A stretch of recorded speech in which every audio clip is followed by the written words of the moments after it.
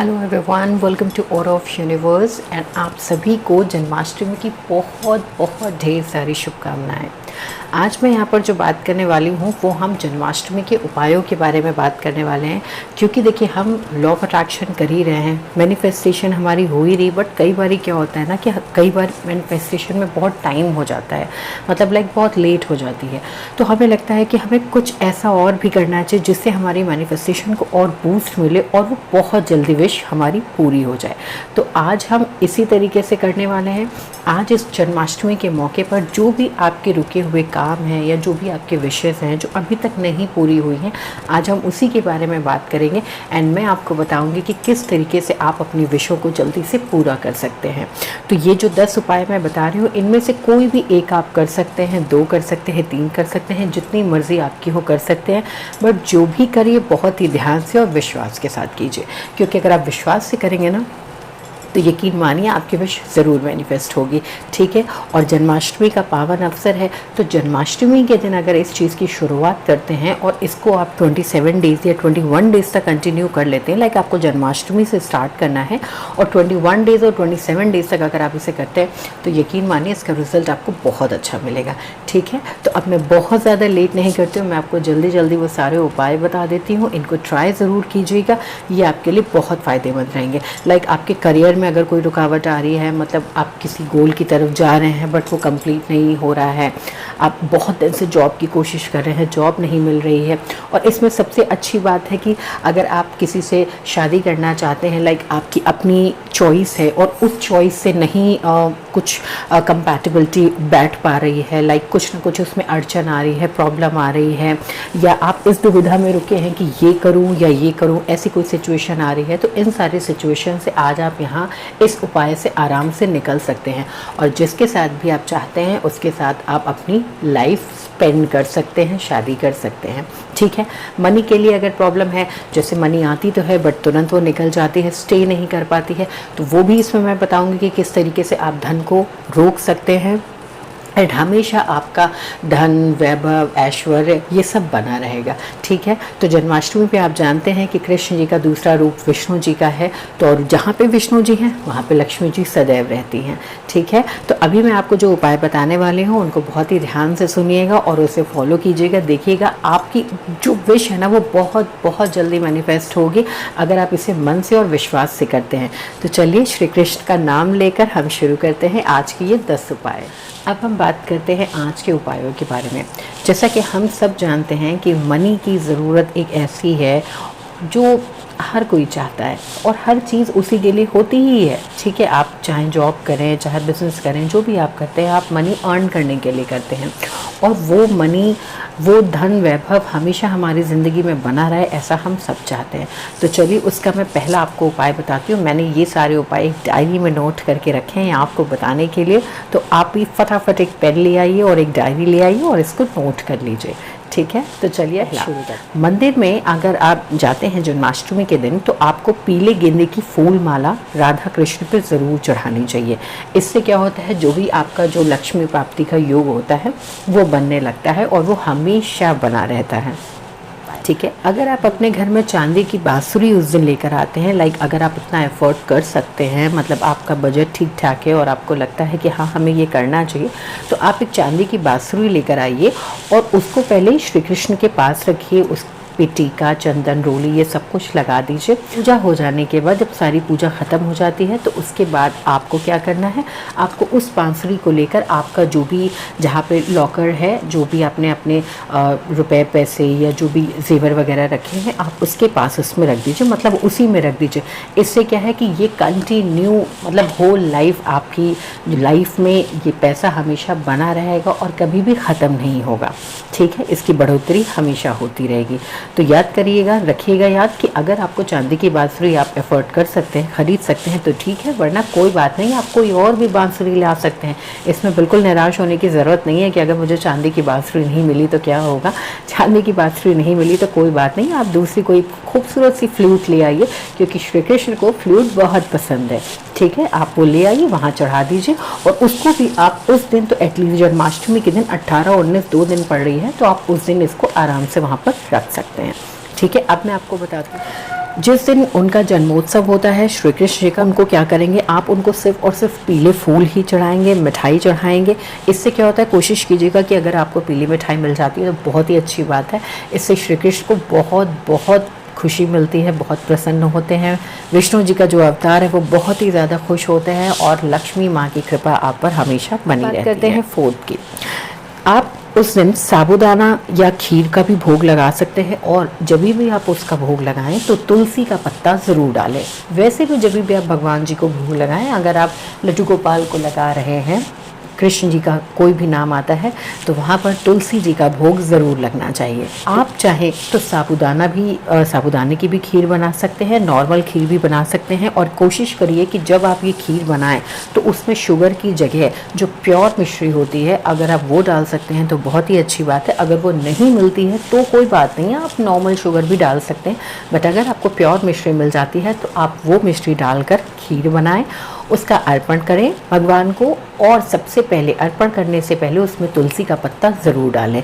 ये बहुत ही ज़्यादा धन और यश में आगे बढ़ोतरी में बहुत ज़्यादा सहायक होता है। तो इसे आप करना बिल्कुल भी ना भूलें, और कभी भी आप भगवान को भोग लगाएं तो उसमें तुलसी का पत्ता ज़रूर डालें। अब बात करते हैं फिफ्थ पॉइंट। कृष्ण जन्माष्टमी के दिन, जिस दिन भगवान का जन्म होता है, लाइक 12 बजे जब उनका जन्म होता है, तो उस दिन आप क्या करिएगा कि जैसे ही 12 बज जाते हैं तो उस दिन जब आप उनका अभिषेक करेंगे ना, तो अगर आपके घर में दक्षिणावर्ती शंख है तो बहुत अच्छी बात है। अगर नहीं है और आप परचेज़ कर सकते हैं तो कर लें, अगर नहीं भी है, नहीं परचेज़ कर सकते हैं तो भी कोई बात नहीं। आप उनको जब भी जल अर्पण करें ना, तो आप उनको दूध से नहलाएं, ठीक है। उनके ऊपर दूध से अभिषेक करें और कोशिश करें कि उसमें केसर डाल दें, कुछ पीली चीज़ होनी चाहिए, ठीक है। तो केसर डाल देंगे तो वो बहुत ही ज़्यादा फलदायक होता है और बहुत अच्छा होता है। तो कोशिश कीजिएगा, अगर आपके पास दक्षिणावर्ती शंख है तो जब आप उससे अभिषेक करें तो उसमें जल की जगह दूध चढ़ाएं।